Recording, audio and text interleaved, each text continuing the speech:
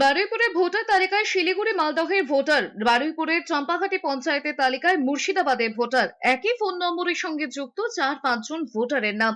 পঞ্চায়েতের স্ক্রুটিনিতে ভুতুড়ে ভোটারের কার্যত পর্দা ফাঁস হয়েছে। গত লোকসভা ভোটে চম্পাহাটি পঞ্চায়েতে ভোটারের সংখ্যা ছিল 18,500। চলতি বছরের তালিকায় আচমকাই ভোটারের সংখ্যা বেড়ে হয়েছে প্রায় 22,500। পঞ্চায়েতের 22টি সংসদের মধ্যে কোনো বুথে বেড়ে হয়েছে 200 ভোটার, আবার কোনো বুথে বেড়ে 300 ভোটার। এদের কারো বয়স 66, কারো আবার 60 বছর। এর আগে বিধানসভায় দিল্লি, মহারাষ্ট্রের ভুতুড়ে ভোটার নিয়ে প্রশ্ন তুলে মুখ্যমন্ত্রী মমতা বন্দ্যোপাধ্যায় অভিযোগ করেছিলেন, পশ্চিমবঙ্গে অন্য রাজ্যের ভোটারদের নাম তালিকায় ঢোকানো হচ্ছে। বাবুরা বাংলায় বসে রয়েছেন।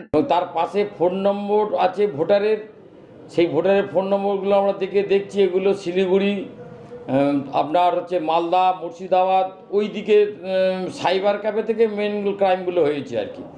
আমরা করছি, তাতে করে যেটা দেখছি প্রায় 4 থেকে 4,500 ভোটার নতুন করে ইনক্লুড হয়েছে। সাইবার ক্রাইমগুলো এইভাবেই হচ্ছে। ইলেকশন কমিশনের এটা গাফিলতি আছে।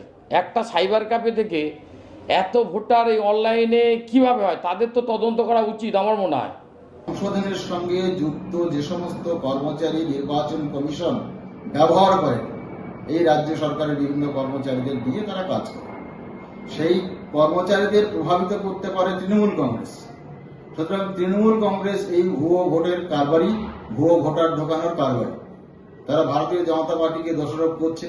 ভারতীয় জনতা পার্টি সব জায়গাতেই এই ভোটার লিস্ট সংশোধনের ব্যাপারে তারা বারবার দাবি জানিয়ে এসছে। আমরা লোকসভা নির্বাচনের আগেও আমরা একটা লিস্ট দিয়েছিলাম, মৃত ভোটারের তালিকা এবং ডাবল এন্ট্রি, সেগুলো আমরা দিয়েছিলাম, কিন্তু তার কোনো সুরাহা হয়নি।